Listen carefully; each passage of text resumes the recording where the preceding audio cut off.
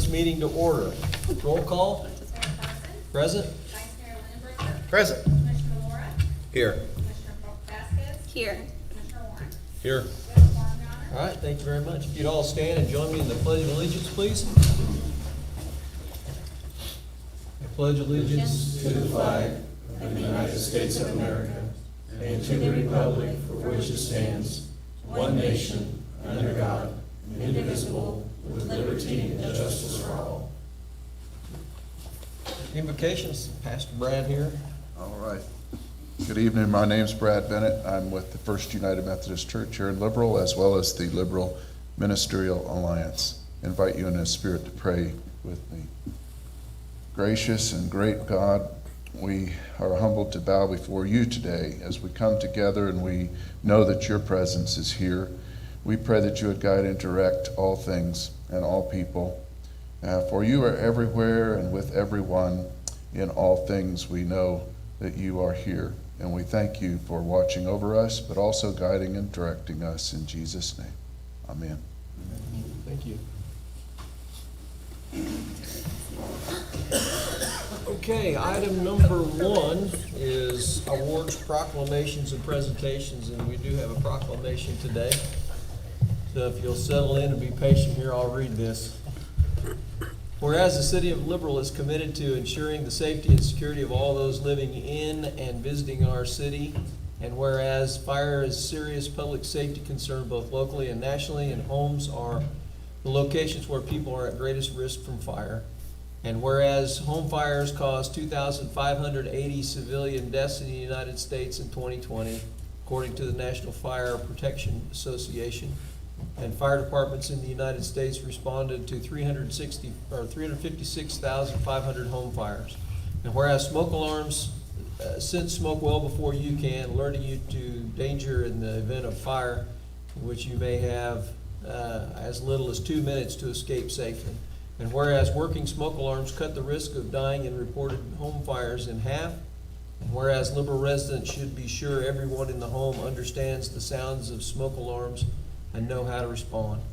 And whereas Liberal residents who have planned and practiced a home fire escape plan are more prepared and will therefore be more likely to survive a fire. And whereas Liberal residents will make sure their smoke and carbon monoxide alarms meet the needs of all their family members, including those with sensory or physical disabilities. And whereas Liberal first responders are dedicated to reducing the occurrence of home fires and home fire injuries through prevention and protection education. And whereas Liberal residents are Liberal residents that are responsive to public education measures are better able to take personal steps to increase their safety from fire, especially in their homes. And whereas the 2022 Fire Prevention Week theme, Fire Won't Wait, Plan Your Escape, effectively serves to remind Liberal residents it is important to have a home fire escape plan. Therefore, I, Jeff Parsons, Mayor of Liberal, do hereby proclaim October 9th through 15th, 2022 as Fire Prevention Week throughout the state and throughout the city, and I urge all people of Liberal to plan and practice a home fire escape for Fire Prevention Week 2022 and to support the many public safety activities and efforts of Liberal's fire and emergency services. So, someone want to come up and I'll bail him out. thank you very much. Yeah, picture.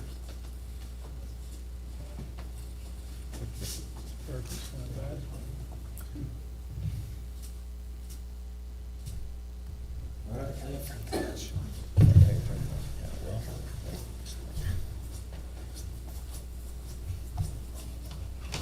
All right, item number 2, approval of the agenda.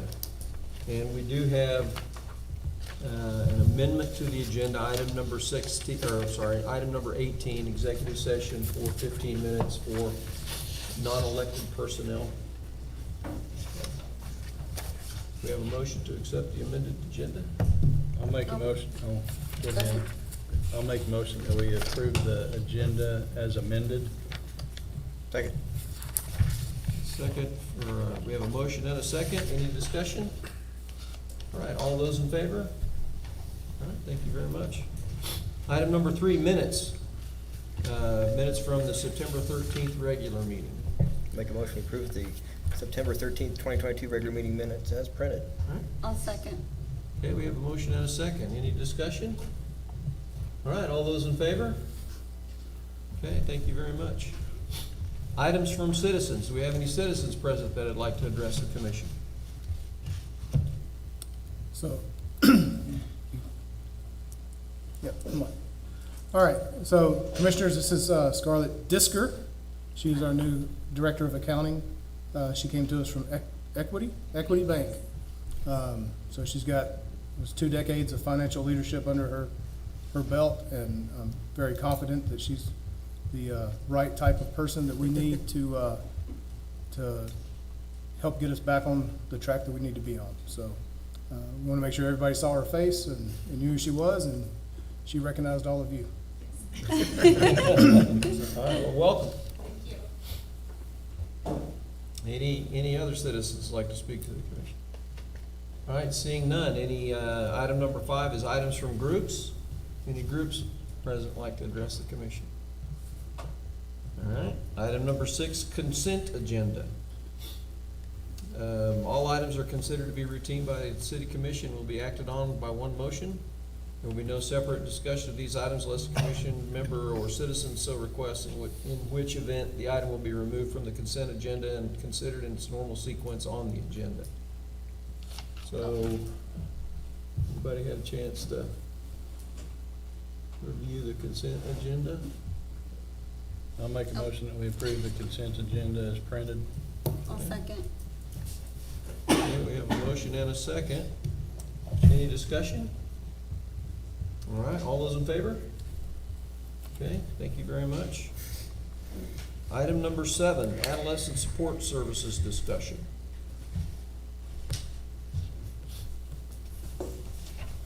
Let me get my notes here pulled up.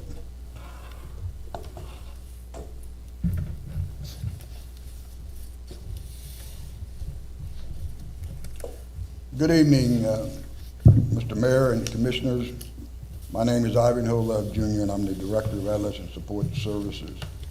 I have with me this evening Candy Archuleta, who's a truant officer, and Mike Aguilar, who is our Director of Teen Court.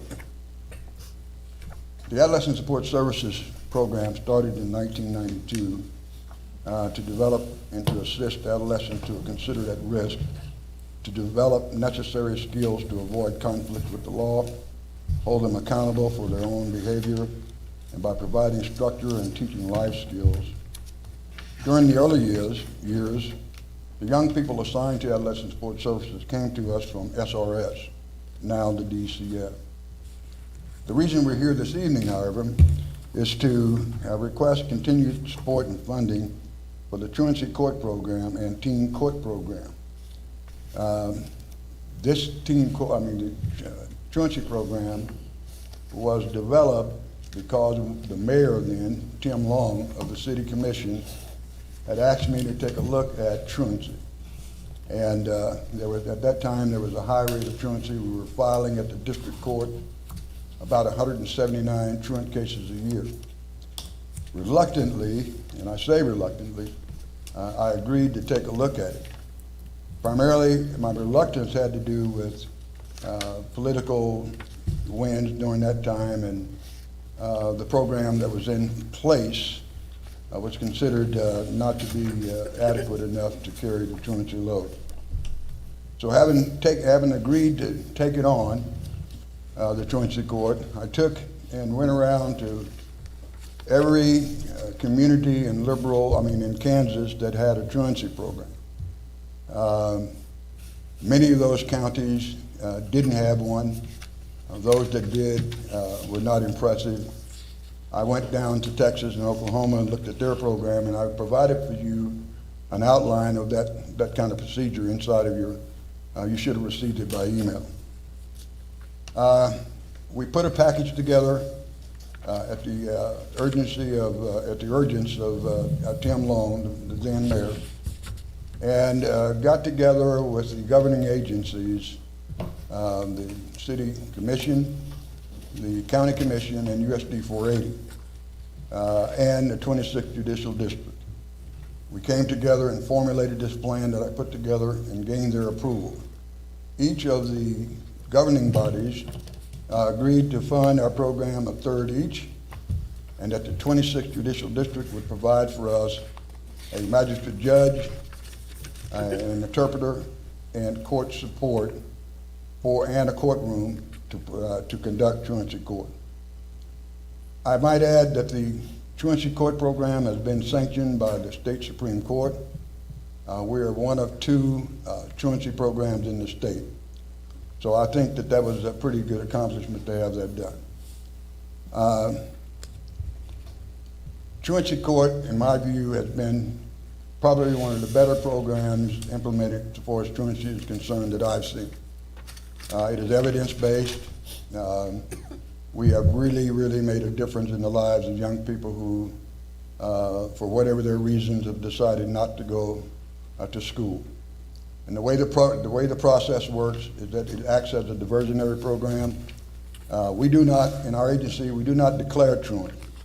USD 480 is the responsible agent to determine whether or not a student is truant based on the law, and I've cited the law inside of the document that I've sent you. Once that has happened, we, as an agency, has been able to position ourselves to become the district attorney's designee for truancy. The law requires that USD 480 file truancy once a child has reached the threshold of 3, 5, and 7 unexcused absences. What we're able to do is to take the declaration from the school, offer the volunteer program of truancy court, and whether or not, if they accept it and they complete our program, we then destroy all records of it. If not, then we take that document and refer it to the district attorney for his deliberation on what to do with it. Having said that, if you would take a look at a document I just recently handed you that shows you what has happened with the current year with truancy court. And at this time, what I'll do is have the truancy court truant officer come up here and explain to you what she does, and we have also brought a student that's currently in the truancy court program.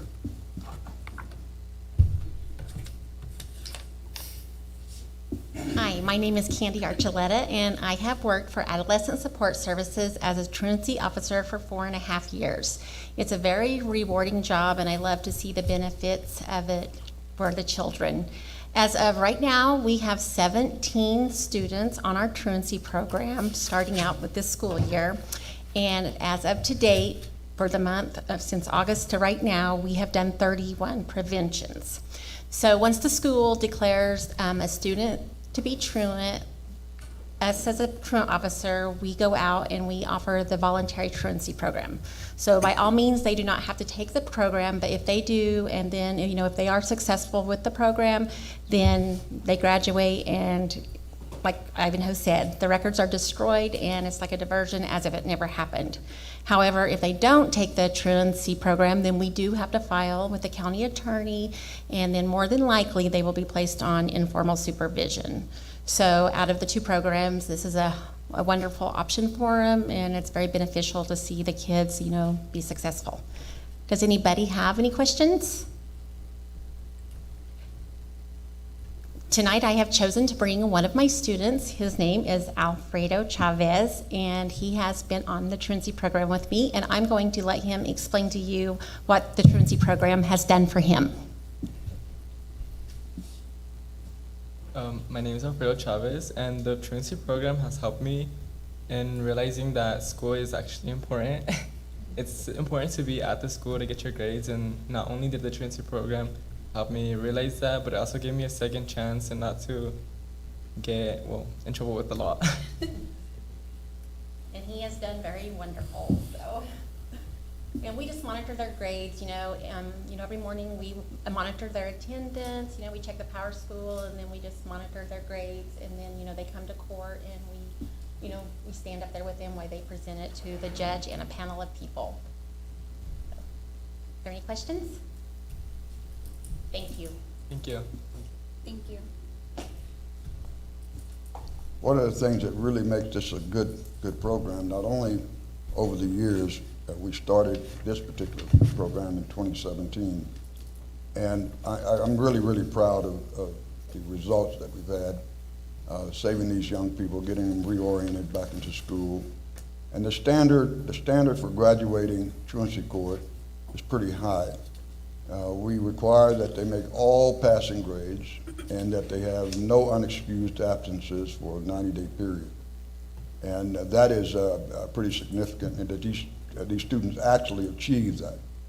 And it is due in part to the truant officers who really, really work with them on a one-on-one basis. They're at the school every day. As she said, they're monitoring these grades every day. We have Truancy Court that is conducted every Wednesday at 4 p.m. at the district courthouse. Let me just go back now. When we originally put this together, the city, the county, and the USD 40 school district agreed to have one of their panel members present for the panel that is assembled for the active truancy court. And that has always not been the case with the city. And I would encourage you to have one of your commissioners attend that. We have a commitment out of the city manager that he would certainly be involved with it. Any questions of me? We're asking that you fund it at the third level. That has been that way since we began the program. I have the funding that's in your sheet. We'd ask you to consider doing that. Any other comments on Truancy Court before I turn it over to our teen court? I just have a quick question. Are you guys seeing more students in this program with the new school model, or has it stayed about the same? I tell you, again, we don't declare truancy. The school does, and we will engage those students that they give us.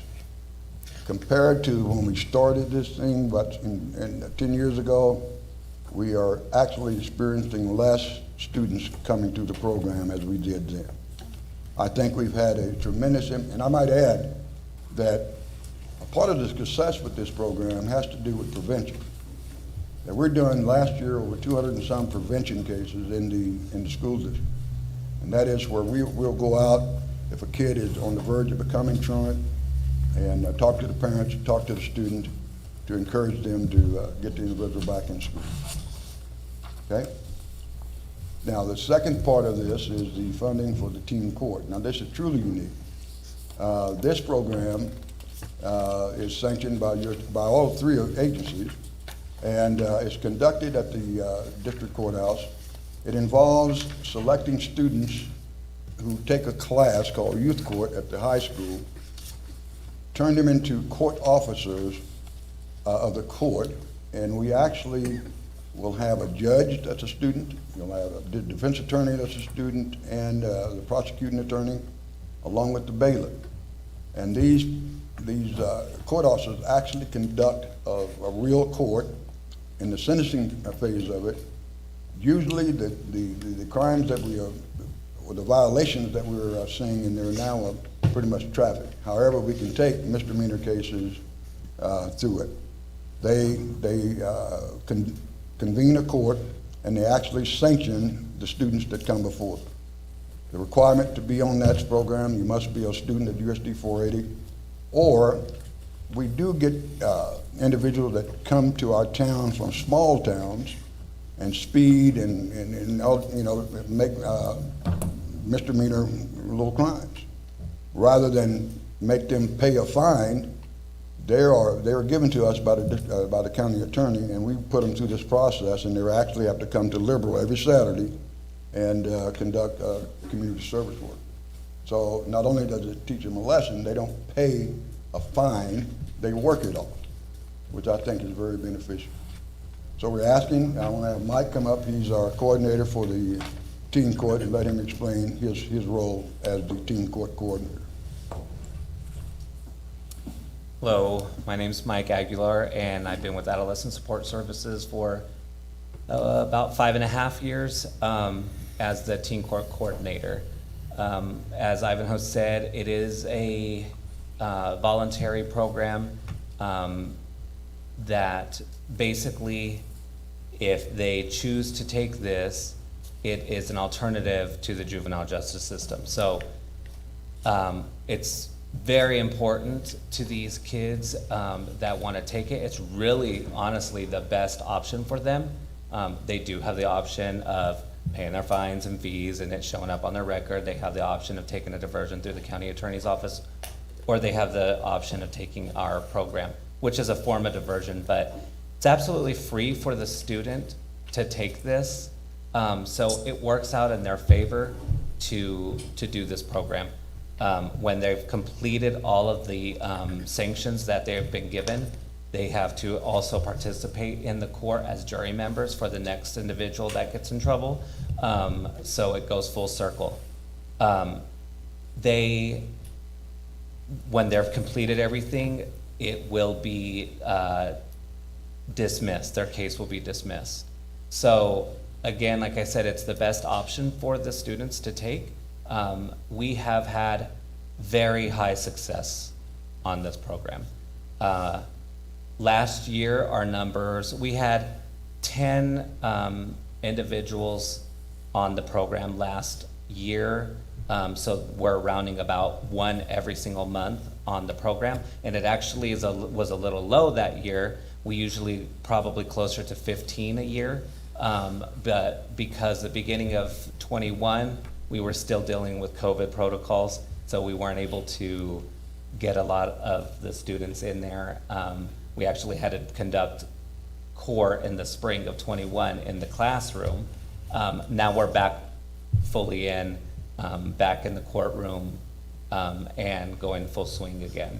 So I do expect our numbers to be just as many or higher than that for the new school year.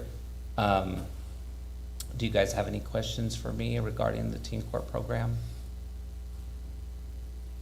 And again, something else that I forgot to mention, we are the only ones in this area of the state that's doing youth court.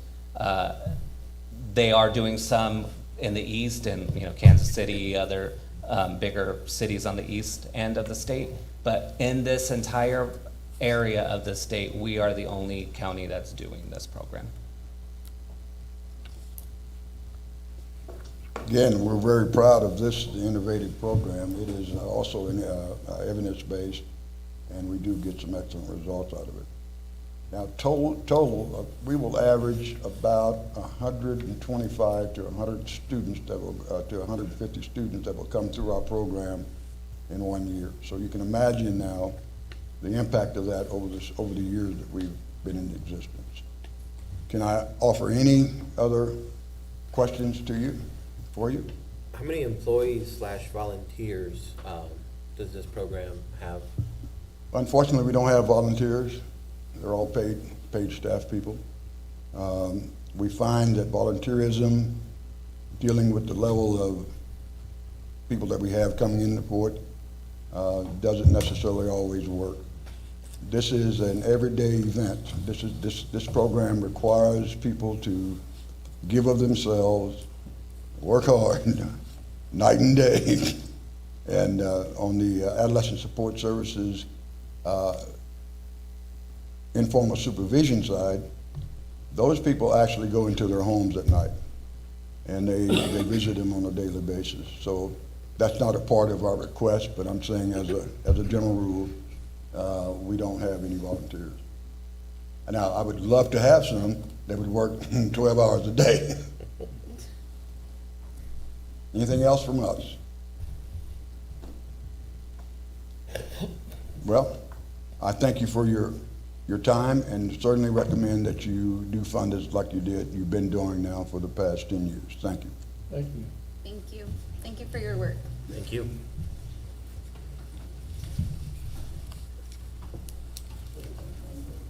Okay, item number 8, ordinance number 4583, vacation alley at block 23 of the airport industrial park.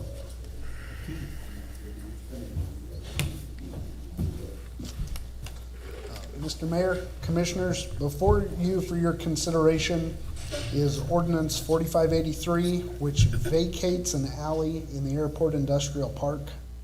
A few meetings back, it was approved to start selling off some of the airport property. In looking at one of the deeds, it was established that there was an issue. This ordinance vacates the entirety of the alley through Block 23. The only existing utility in that alley currently is sewer, and this ordinance would retain a utility easement for the sewer.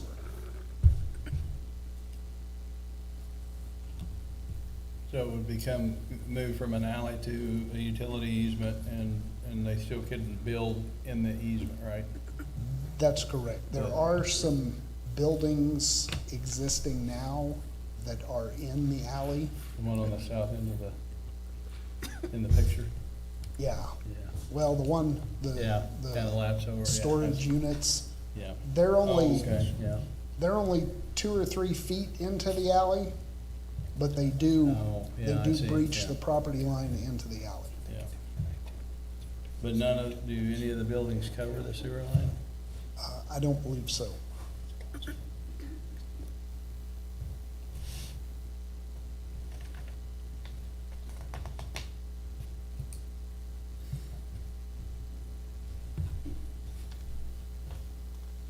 Okay, we have a motion. Make a motion we approve ordinance 4583. I'll second. Okay, we have a motion and a second. Any further discussion? Questions for Pete? All right, all those in favor? Okay, thank you very much. Thank you, Keith. Item number 9, ordinance number 4584, establishing the Traffic Safety Board for the City of Liberal. Still Keith. It's gonna be me for another one after this. So, this is ordinance to establish a traffic safety board. Most of the boards and committees for the city have been established through city code. The Traffic Safety Board has been operating for a number of years and has actually never been established within city ordinance to make it legal and binding, give them duties and powers. The copy you have in your packets, there have actually been a few updates to that. I believe Rusty has some copies. If you've looked through it, the only change made, in section 17-1201 on the establishment, section B, where it lays out the 7-member board, we simply added some verbiage as to how people would get added to the board. We added that the police department representative would be chosen by the chief of police, the fire department representative would be chosen by the fire chief, and at the end, we added that civilian members will apply and be recommended to the commission by the board. And then one other change, section 17-1202 on the delegation of authority. Under section B at the bottom, it says any traffic or parking nature not falling under what the board says will be referred to the city manager instead of the city commission. And then the section after that still has an appeal to you guys. And that section B was changed to match city code. And we can talk about that one day, because there's a lot of things that the city manager is supposed to decide that I think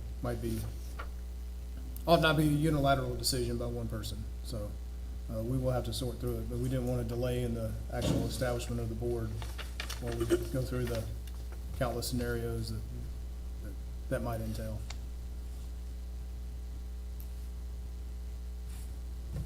And we also did it so that there's a process, traffic safety board, city manager, and then commission if there's an appeal. Yeah, it's nice to have this formalized. No, this has been a board that's Yeah. been meeting for a while, and it's sort of been, I'll make a motion that we adopt ordinance number 4584. I'll second. okay, we have a motion and a second. Any other discussion or questions? All right, all those in favor? Okay, thank you very much. Keith? Item number 10, replat of portion of the Holly Ridge Fourth Edition. So it has been presented to the Planning and Zoning Commission. They have approved it and sent it forward to you guys. This is a section of the Holly Ridge Fourth Edition that there have been drainage issues on. It was referred to an engineer. The property owner decided he would give up a couple lots to build on, and they will be building a drainage ditch in the northwest corner of the property. A retention pond in the northwest corner of the property to prevent, when they start building the infrastructure in the houses, that they don't flood the neighboring properties out. It was recommended as is by the Planning and Zoning Commission with one stipulation. The drawing you have has a 15-foot front yard stipulated, and it was noted that a plat cannot stipulate building setback lines. The zoning code does, and this would be an R1 zone, which requires a 30-foot front yard setback, and a 15-foot would only be allowed with a variance for each individual lot. Keith, is it, and some, I was looking, these are 115-foot deep lots, which presents a problem having been a house builder in the past, and glad that I'm really kind of glad I'm not doing it now, but a 115-foot lot is really not deep enough for a 30-foot setback, front setback, and it seems to me like there were some areas in town where we had R1 that we dropped back to the 25-foot, and I don't remember where that is. It just seems like I've seen it somewhere before, to the 25-foot, like in R2 and R3.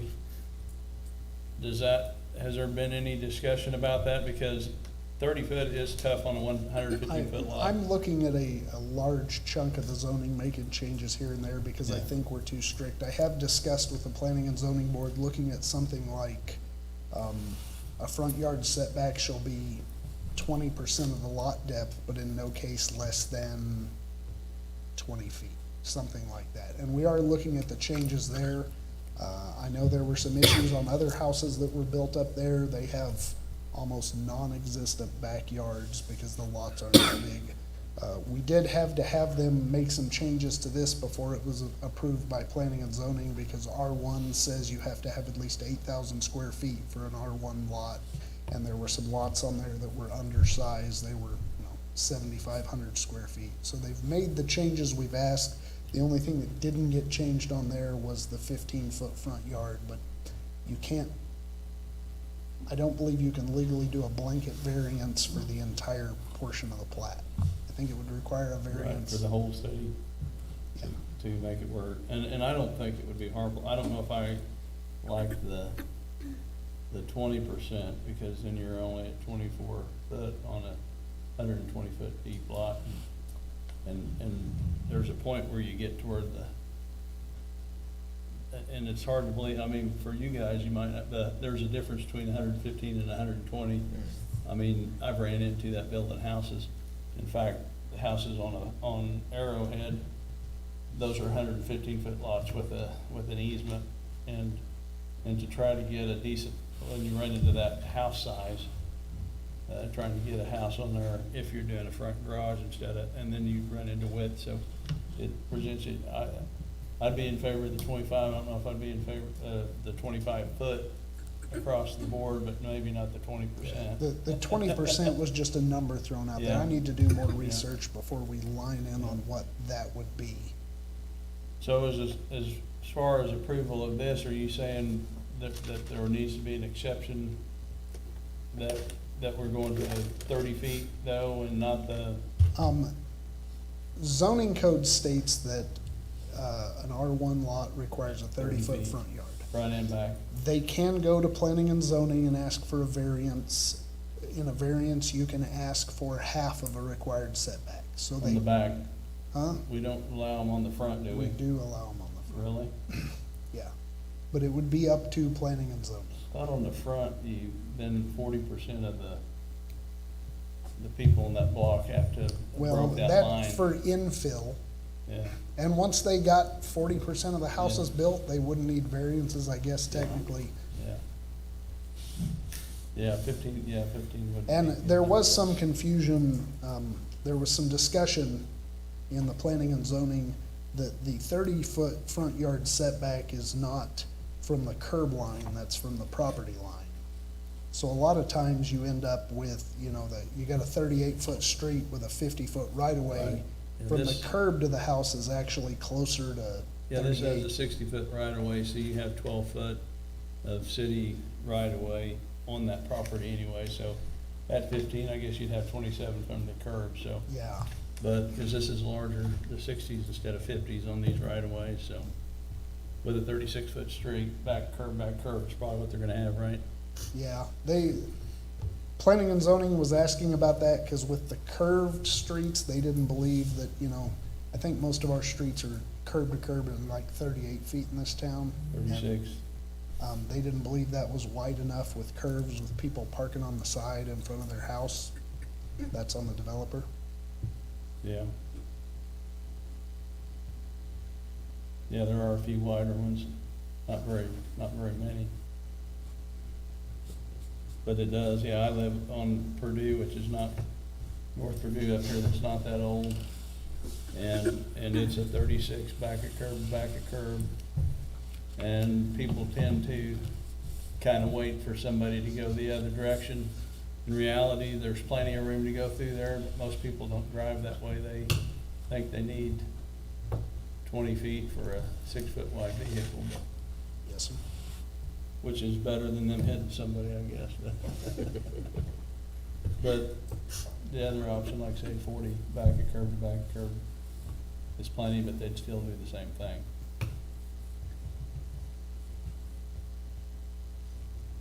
So basically, you're saying on here it showed 15 and we need, and that would be what, if we approve this plat, we're saying that based on city zoning regulations, The current one. the current Yeah. ones. And then you can change it, blanket, if you guys decide to do it, Yeah. which could be a discussion, I think, that.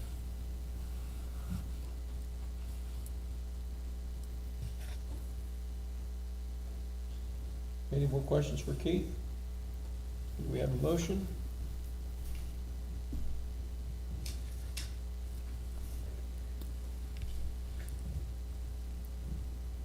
I'll make a motion that we approve ordinance 4584.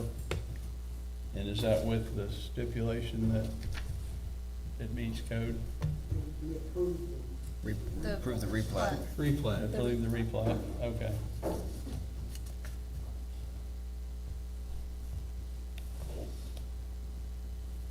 Do we have a motion? Do we have a second? I'll Okay, second. we have a second. Any further discussion? Okay, all those in favor? Those opposed? Okay. Thank you very much. Item number 11, Police Department, purchase of 15 watch guard 4RE in-car recording systems. Jeff? Good evening, Mayor, Vice Mayor, City Commissioners. This is a three-part request. Would you like me to go through the entire request or just part by part? We've already taken them through it twice during the ARPA hearing. This is or the ARPA work session and then the validation, so just give them a quick reminder of what that product is and how much what the 88,000 is for. We like to purchase the 15 watch guard in-car video systems. This is to place in our patrol cars. We currently have 2. The purchase of them themselves is $69,810. Then you have the server upgrade for $8,418.46. That will allow us to download the camera footage to that server, which is also the same company that uses our body cameras. And then each vehicle would have to have it installed. The cheapest we had, who also does our radios and lights now, is J&R Audio, and that total would be $5,250. For the grand total of $83,478.46. These are from ARPA funds, correct? Yes. So the first one is the equipment, the second one is the additional storage because it's high definition and it takes up more space, and then the third is the installation.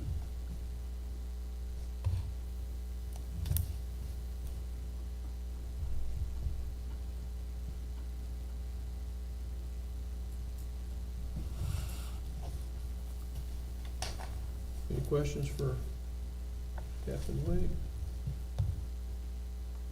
Okay, we have a motion.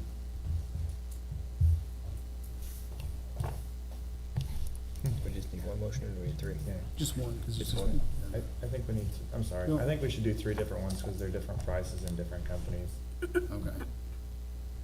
Just, sorry. Okay. We'll make it- Better. we'll make it This is the hard right on her. screen here. Yeah.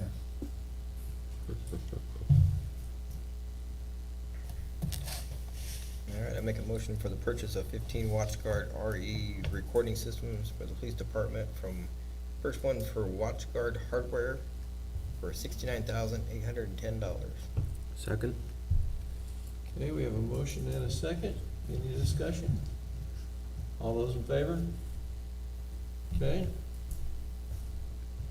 the second one. Yeah, I make a motion, we approve the police department to purchase from CDW for the amount of $8,418.46 for storage upgrade. I'll second. okay, we have a motion and a second. Any further discussion? Okay, all those in favor? Okay, thank you.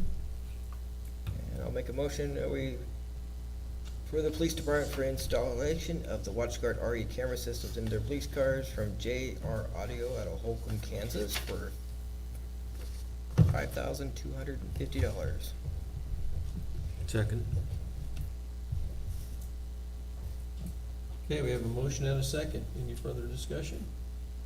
Okay, all those in favor? Okay, thank you. Thank you, Thank you. Jeff. Thank you. Okay, item number 12. Board appointment for Liberal Convention and Visitors Advisory Board. Okay, so Mr. Mayor, Commissioners, this is to fill the board to the 7-member authorization. Devon came in a couple months ago after you and I went to the meeting. He came in after and asked how he could expand his role, and then Jay has been on the board for a while and wants to continue. And it's not the Hampton Inn, Fairfield Inn, Jay Picardo, it's the other, It's the other one. Oh, okay. Quality Inn. I'll make a motion that we approve Devon Ponder to the Liberal Convention and Visitors Bureau Advisory Board, and that we reappoint Jay Bogda to an additional 4-year term ending in October 2026. We have a motion? Second? And we have a second. Any further discussion? Okay, all those in favor? Okay, thank you very much. Item number 13, Viewpoint Documentary. Okay, so Mr. Mayor, Commissioners, the city was approached about a month ago about being a focus of a PBS short documentary. It says the Dennis Quaid Show. To be honest, Dennis Quaid is on behind a green screen and he walks out and says 2 lines about liberal. Then they show the documentary, then he comes back to the green screen. So it's really more of a short, 3 short documentaries that we can use to promote the city. So I had the producer had a conference call with Sally Fuller, the tourism director, Janeth, and I, and we talked about the marketability, the longer reaching impacts, and the ability to highlight an aspect of the community that we can use for either development or tourism or some other internal product. So as you see in there, there's Janeth had researched this for the hospital before, so she may be able to give you a better rundown of exactly what a educational, what's the proper term? The corporate profile, educational, commercial, and the, well, internet distribution is pretty explanatory, but the overall cost is about $250,000. They require, and our portion would be about $25,500 unless they can't do all of the production work internal in their South Florida studio, then we would have to pay the additional $3,400. And if I understood correctly, they very seldom can't do all the production work out of their own studio, so They should be able to do it. yeah.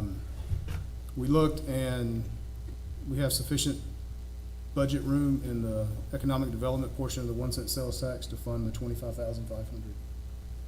And we own the rights to the material, so it's not like PBS or produces it and then they own it. We can take it and we can market it however we see fit in addition. I don't watch a lot of public television, but I do watch news and, you know, they have those breaks where they have the profile, so. Even if we get one business to say, hey, liberal. And then we also have a lot of creative latitude about what the focus story is. I volunteered Jeanette to be our spokesman because she's the marketing and public relations person, so. But we did talk about like maybe someone who came to America and started National Beef and saved their money and started a thriving business in liberal, or maybe something in the agricultural community. But we have not narrowed the exact focus down of what the scope of the 5 to 6 minute long portion would be. Did I miss anything? No, I think you got it all. I mean, I've researched them before because they reached out to me in the past at the hospital. I think they're a very prestigious company. Of course, I'm in marketing, so I could preach to you all day about the importance of it. But I think that they just create short, very powerful videos in a short amount of time, and that's really what's trending nowadays to get people's attention. I think now they said we have like 3 seconds to catch people's attention with all of the marketing advertising thrown at people's way. And so I personally think they would do a really good job of highlighting liberal. And there's a lot of different ways we can spend this, but something that really stood out and that has stood out to me a lot when I bring people to the community, I give physicians tours, is this is the friendliest city in the whole United States. I truly believe that. But that's just one aspect. We could definitely use this content to really push liberal, attract businesses, attract people to our community. And this is something that we can continue using forward for a long time, honestly, through social media. Now, they also use this to fill in spots in, I was on Fox News and CNN and MSNBC, and so this is something that's not just gonna be limited to PBS, is that Oh, correct? no, this is gonna be nationwide. And I said PBS, I meant public television, not public broadcast system, I'm sorry. I misspoke, public television. They have a lot of views. When I was reaching the targeted audience, their numbers, they have very, very high numbers.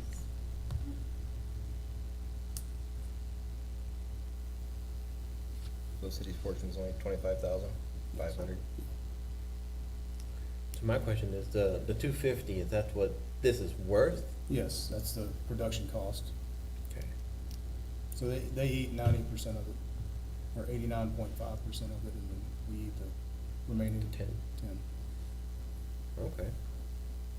It's not a bad deal. It's not a bad price. We'll probably get more reach out of that than we would 25,000 worth of billboards on I-70, so. Yeah. Well, I think it's a great idea. We've tried to do some of these kind of things on our own in the past, and having someone come in from out who's professional for that kind of money seems like an awfully good deal. Will it all be economic development, or did Sally want any of it to come out of tourism? We didn't really look at the tourism, the CVB money, we just looked at the economic development money, because that's a bigger pot. And kind of like she talked about, can't remember if she's talked to you about it or not, but, it was during the budget session when she showed you the revenue over the last several years, that her revenue's been down so much because of COVID. We're trying not to take out of that pot of money unless we have to. But what I really want to negotiate with them too is just for them to be able to give us all the raw footage. So whatever they put together, that's what they're going to present to us. But if we have the raw footage, then I myself or anybody in this community could continue working on those videos now that we have all of that like filmed. And the city attorney did review the contract agreement. And we're able to use this for our own website and those kind of things too? Yes. Okay, we have a motion.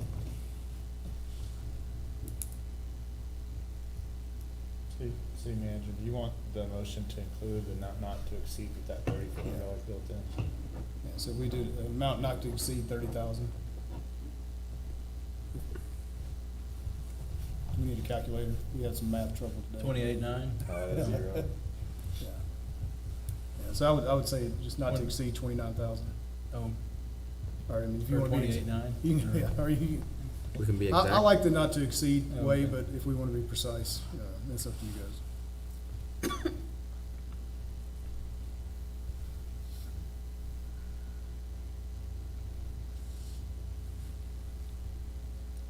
I'll make a motion that we partner with Viewpoint Documentary to create promotional projects for the city of Liberal, not to exceed the amount of $29,000 funded through the economic development portion of the 1 cent sales tax. Second. Okay, we have a motion and a second. Any further discussion?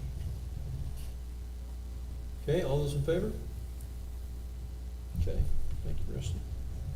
Item number 14, city staff.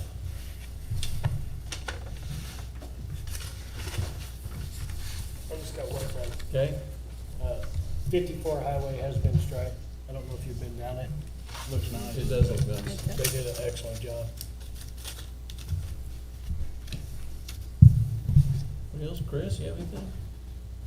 Yes, Commissioners, I do have a question related to item number 7. I know it says discussion on the agenda, but just for your information, the adolescent support services for truancy and teen court were both budgeted out of crime prevention in the 1 cent sales tax, but traditionally in the past, we have approved a dollar amount specifically for their activities.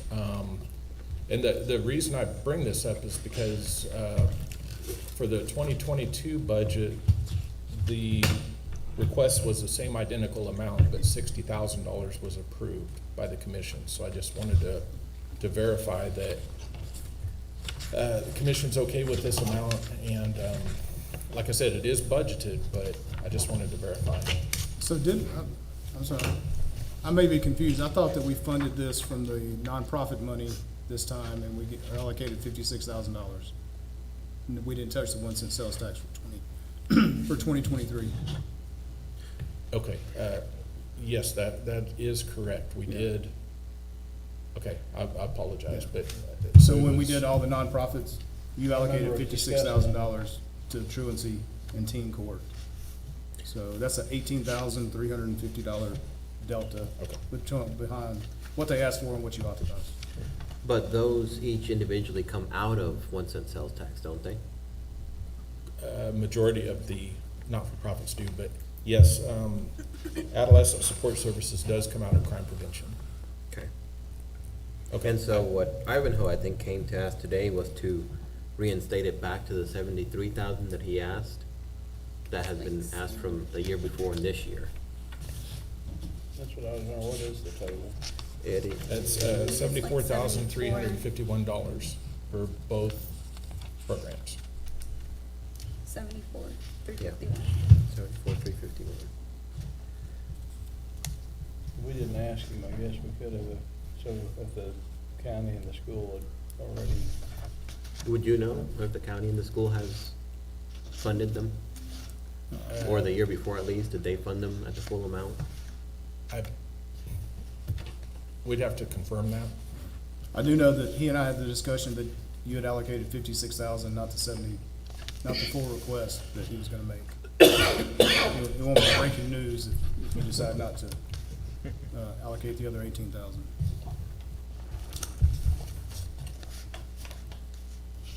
Okay, one more, Brad. Just a reminder, on October 4th from 5 to 7 at Billy's, Black Hills is hosting the Citizens Advisory Council. They would like for you to attend if you can. Can you repeat the details? October 4th from 5 to 7 at Billy's. And if you haven't already, you can RSVP. I think I did. But, okay.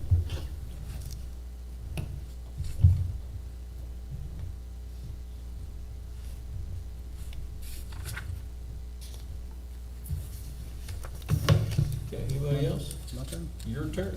All right, we expected to have sprinkler bids for you this time, but we did the bid wrong, so we had to go back and redo it, and because of the amount, it had to be sealed. I believe Tuesday what's the deadline? So on that, we will actually open bids the day of the city commission. Yeah. And we'll present the information to you, but we'll get it emailed to you, but we'll open bids that morning. So we will have a place for it. I'm sorry, the invitation to bid went out on Tuesday. We open on the 11th. As we've briefly discussed this before, but the audit is gonna be late, so Chris is filing the extension with Ransom Financial and the other appropriate entities, and we're hoping end of October that we have we're only about a month off, so. There's nothing alarming so far, it's just we're behind, so.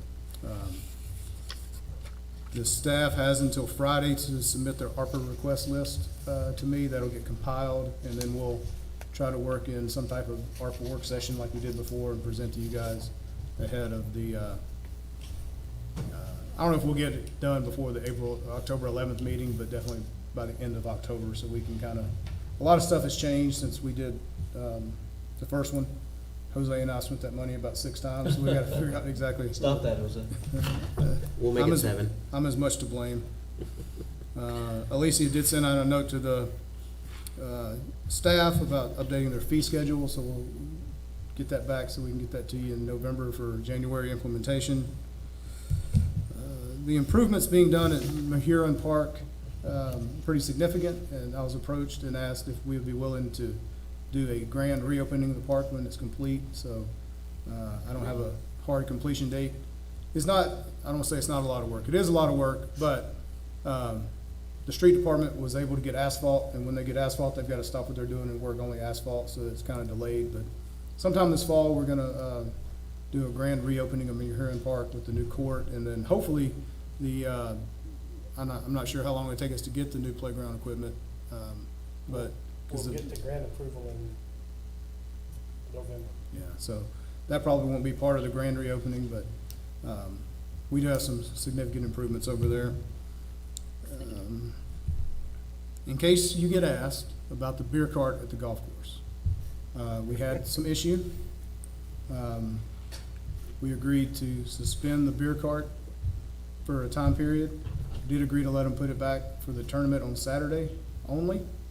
And then once this portion of the golf season is complete, Chris, Daryl, Chris, and I will sit down and discuss if that's something we're gonna have moving forward, or if we're just gonna force, I won't say force, but only allow alcohol sales in the clubhouse. Because we gotten really great reviews when we didn't have it, because things moved faster and people were happier. Then we got a lot of complaints because they didn't have the beer cart, so. But in case you get asked about it, there was something that came up that was a little questionable, and out of, we use the COVID term, an abundance of caution, we suspended the use of the beer cart for now. You asked before about the new, it says 2023, but it's not gonna change in 2023, but this is the step and grade pay scale that we utilize for the city now. Primarily, 1 and 2 are only for part-time. Most of the full-time employees start kind of in the 3. And so this was depending on where you live, this is really great news. We anticipate having 2nd Street open for two-way traffic by the end of the week. Now, does not mean the project's gonna be finished. They have 117 working days. AT&T has about 8 weeks of work, which they will probably wait until week 6 to start on. So the driveways and the sidewalks will not be poured, but we will have it open all the way from Kansas to Western for two-way traffic. Gary told me today that he thought it might be, he said the end of this week or the beginning of next week, because it was something, I don't remember the exact reason it was the salt cuts, because they had to go back down toward the end of Western, because they had done the salt cuts on down there, so that'll have to get done. And that is it, Mr. Mayor, unless there are any, one last thing. I should have ended on 2nd Street, because that's good news. We have not had any success with getting our vendor to complete the Force Main project, to connect our sewer plant with our Kalen. So Lynn and I met with Gary today, and we are going to rebid that portion of the project. And it could get complicated, but just so you know. So you see the pipe sitting out at National, like it's ready to go in the ground.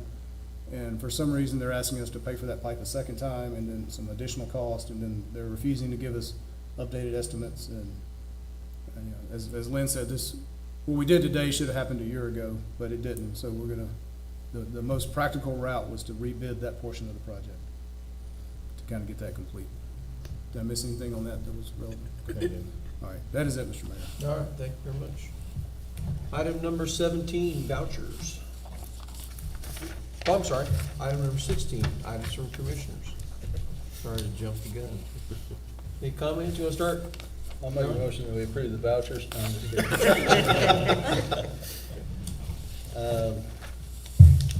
I was gonna say something about the Highway 54 being striped. It looked real nice, and I actually, and I'm sorry for the local crews, which that had been striping or whatever. I know I saw them somewhere, and it looked real nice. I'm sorry I don't remember where it was, and I know, so they've been working in some other places around town locally, and I don't know why, but for some reason, the road just looks way better when you can see the stripes good, but it looks real well. You said something about it earlier, but it does look real nice.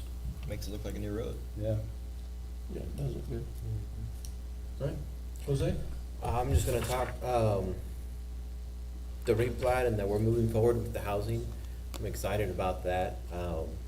Hopefully this means we'll be able to get some dirt moving and some roads getting paved and hopefully some houses getting built. So that was one of the biggest things I was focusing on, so I'm glad we're moving forward with those projects.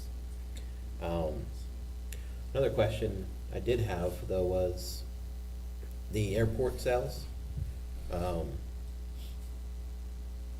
Have those begun yet? Have we posted them? So I believe that the Monday is the deadline for them to tell us whether or not they want to, the property owners want the property.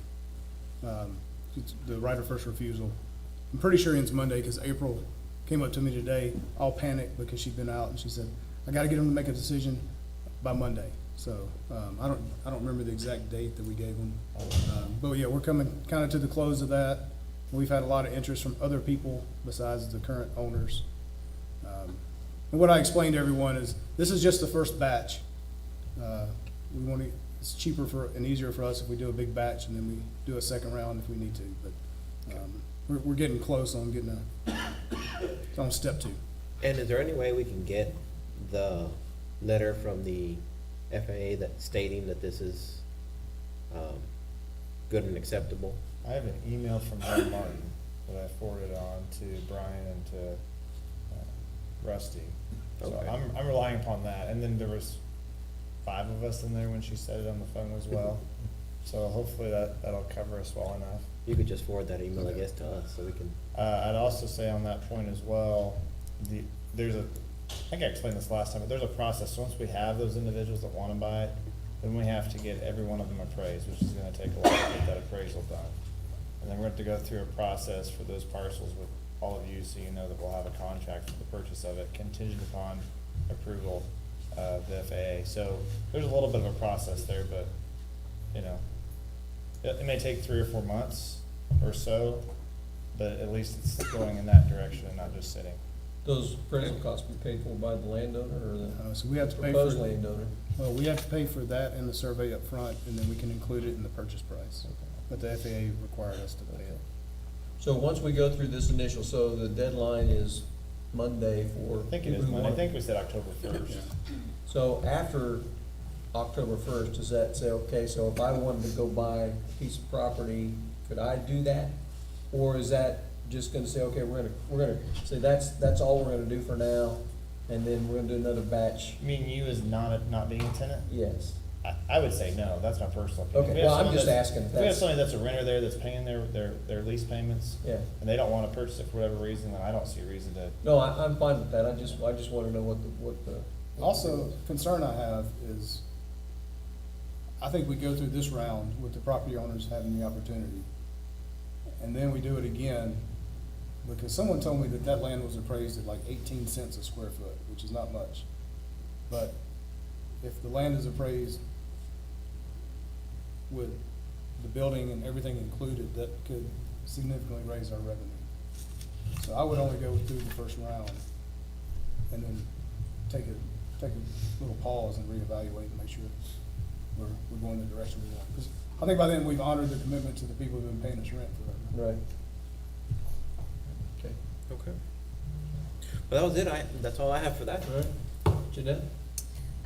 Just want to say thank you to everybody who took the community health needs assessment. Very appreciative of everybody's support. Our goal was 500 and we reached 562 responses. So I think this is a very collaborative community effort. So thank you to everybody. And of course, thank you to everybody who continues to attend our commission meetings in person and online. I'm very excited about Viewpoint, the documentary. I feel like this is gonna allow us to create very good literature and videos that will really just highlight liberal, which I'm very excited about. Something else that we've talked about are town halls to engage our community in English and in Spanish, which I'm sure we'll give more details out soon, which I'm very excited about. And then don't forget the community health fair is this Saturday at the Activity Center from 7 a.m. to 12 p.m. So take the opportunity to get free and low-cost lab draws. So it's pretty. We're looking at the first 2 Thursdays in November for the town hall timeframe. Just I'm gonna trying go to- to the one on Thursday at the college, just kind of get a look at how they're doing, because they're having good success. That's it. Chris? I'd just like to say thanks to all the staff, and I'd actually like to say a special thanks to the fire department and the police department, because I do know that they've been working with equipment that's been somewhat old. We're finally getting some new equipment in, and hopefully everything will be good. And you guys are just not respected like you used to be. You know, patrol officers are not respected.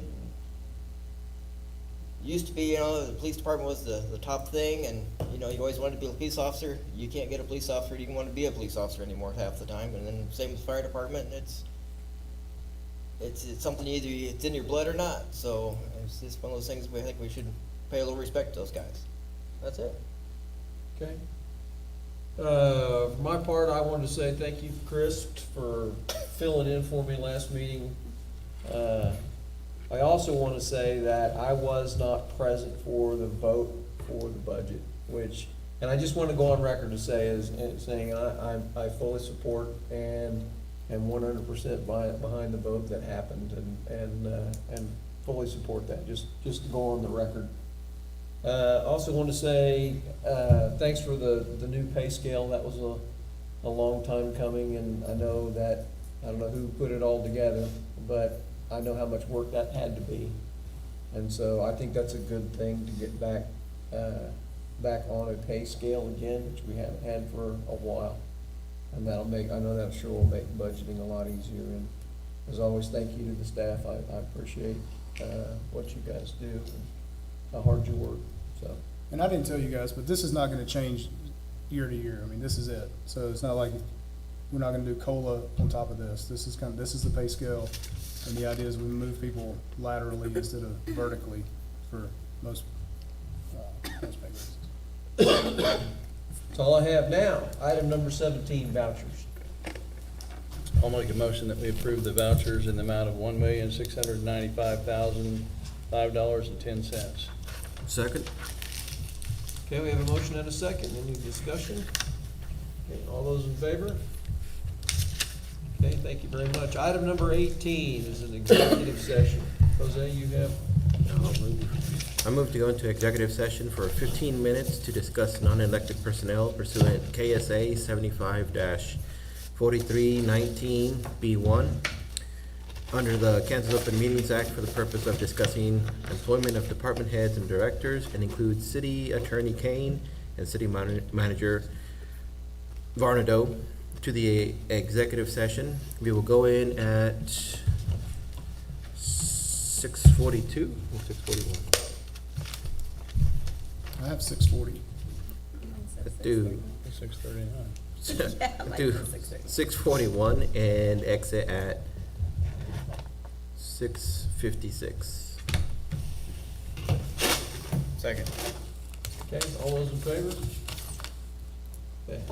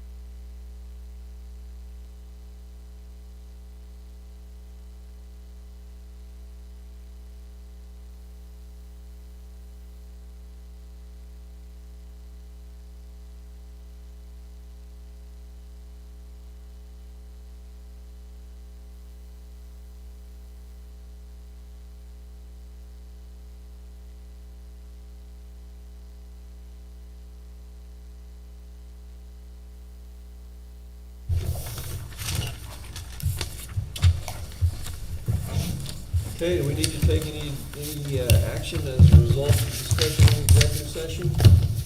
No action, no? All right, if that's the case, we adjourn.